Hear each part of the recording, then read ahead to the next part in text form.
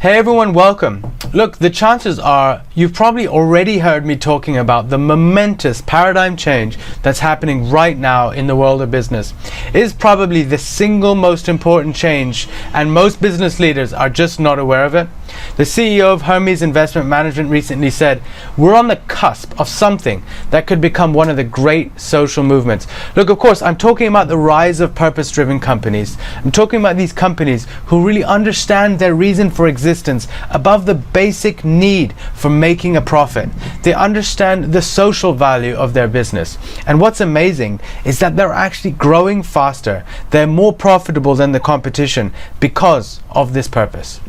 According to research by Jim Stengel, the world's 50 fastest growing brands found a cause and effect relationship between serving a higher purpose and financial performance.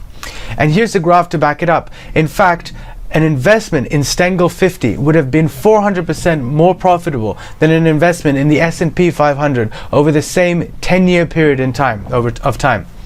Look, in this video, I'm going to cover for you the 3 building blocks of outperforming brands.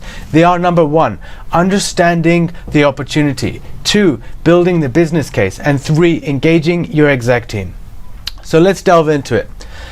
There are literally thousands of companies right now who are purpose-driven. And here are some of the organizations and some of the movements that are driving forward this paradigm change. But while there are thousands, they still represent a tiny minority, a fraction of the overall market. And that's what's just so exciting about this in terms of the scale of the opportunity for growth through differentiation. Look, there are 2 main forces that are driving forward this paradigm change. The first one is an overall decline in the trust in business. According to Edelman, in their annual trust barometer, trust in business has declined in 2/3 of the 27 markets surveyed, and it's below 50% in 14 markets, which is the worst showing since 2008, obviously coinciding with the financial crash. So on the other hand, you've got this decline of trust in business, and now you've got this rise of meaningful brands. According to Havas Media, meaningful brands on average are outperforming the stock market price by 133%. Look, what this is painting for us is a picture which is saying that the market is crying out for a deeper and wider definition of value. So let's take a little look at the business case. Hopefully by now you're already getting a feel for it. But let's take a quick look at 2 examples. The first one is Tom's. They have the ethos or the purpose of using their business to help improve lives. They entered the market as a shoe company, but more than anything, they're known as a one-for-one brand, which means for every product they sell, they donate 1 product. So for every pair of shoes sold, they give 1 away to a child in need. Okay, let me tell you some headline information about Tom's. They're among the fastest growing companies in the apparel sector, having spent next to no money on advertising and marketing. They've diversified from shoes into eyewear, coffee, and bags, maintaining that one-for-one proposition throughout their product range. They're valued by Bain & Company at $625 million. And just to give you a little insight into the impact that they're having, in the shoe business alone, by the year 2014, they donated 15 million pairs of shoes. So really merging together social value and business growth. Another company, Van City, who are a Canadian retail bank, and their stated purpose is to redefine wealth. They've got $25.6 billion of assets under management, which has grown by $1.7 billion from the previous year, 2015. And again, they're one of the fastest growing companies in their sector. Just to give you a snippet, they've given 6,881 low-income marginalized people access to basic banking services. These are people on the fringes of society who otherwise wouldn't have had access to basic banking services. They supported community education through giving and free workshops. They've also financed the construction of 2,124 affordable homes, helping to tackle one of the major social issues in that part of the world. Their growth has come because of their purpose, not in spite of it.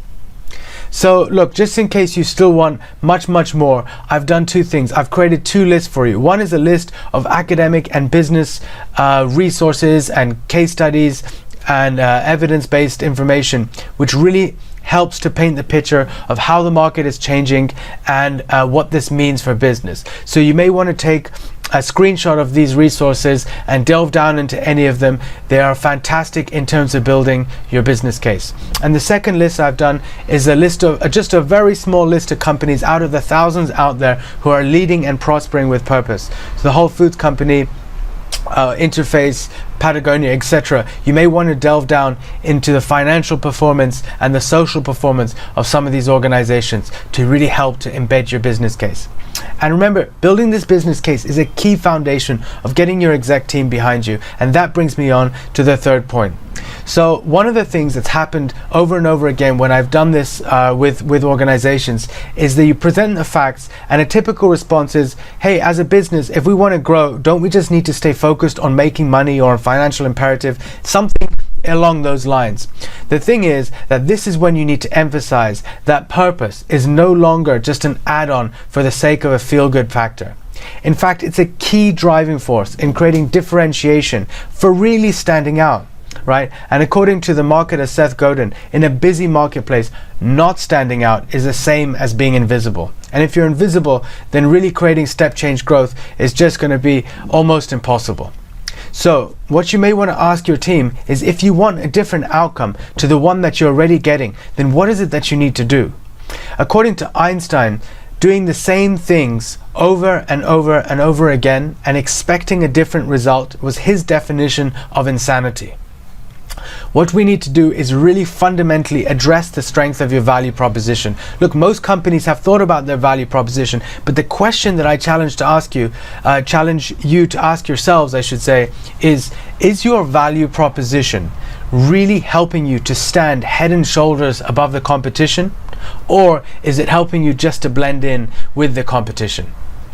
So look, even after presenting all of the facts, it's likely that you're still going to have some people who are objecting on your exec team. What's really important is that you bring them along for the journey and that they remain open-minded enough to carry on and commit. And I really urge you to really address this as much as you need to address it before moving forward.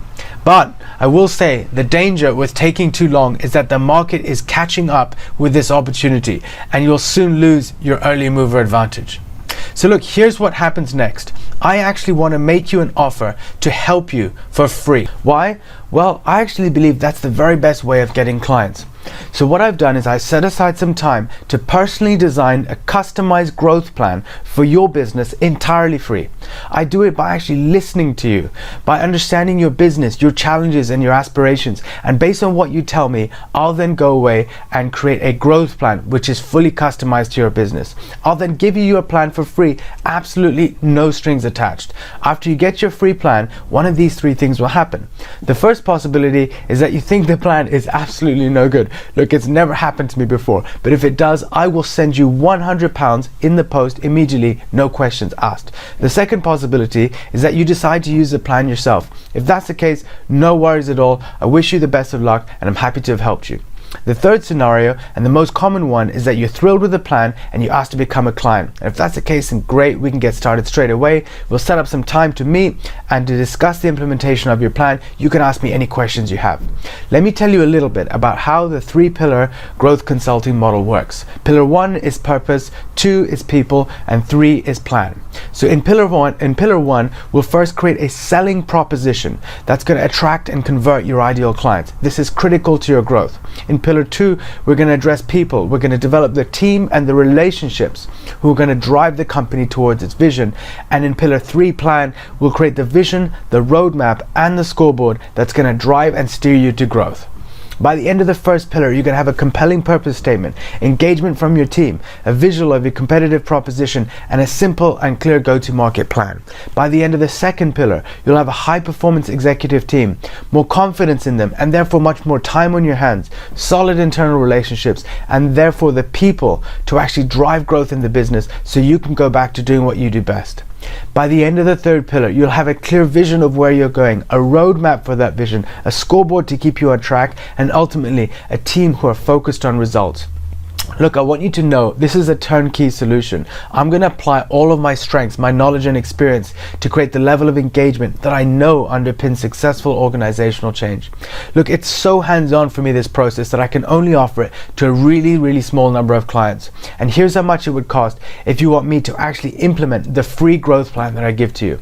The total cost would be just 3 payments of 14,333 or a single payment of 39,200. Look, you can probably imagine there's going to be huge demand for this type of customized hands-on service. So if you're interested, just click the button below and apply for your free custom growth plan. But there is a catch, and the catch is that I can't and I won't invest my time and energy providing you a custom growth plan unless you meet some simple but strict criteria, and here they are. Number 1, you can't sell any dodgy, get-rich-quick or any other products that I don't want to be associated with. Number 2, your business has to be of a minimum size. From a revenue point of view, that means revenue of around 5 million, wanting to get to 20 or 50. And from team point of view, that means team size of 25 or more. There has to be capacity for growth in your market. You have to have forward momentum and a sales function. You have to be hungry for growth and open to change. And your vision of success should include the well-being of your team and using your business to actually help shape a better world. If that's you, well, that's it.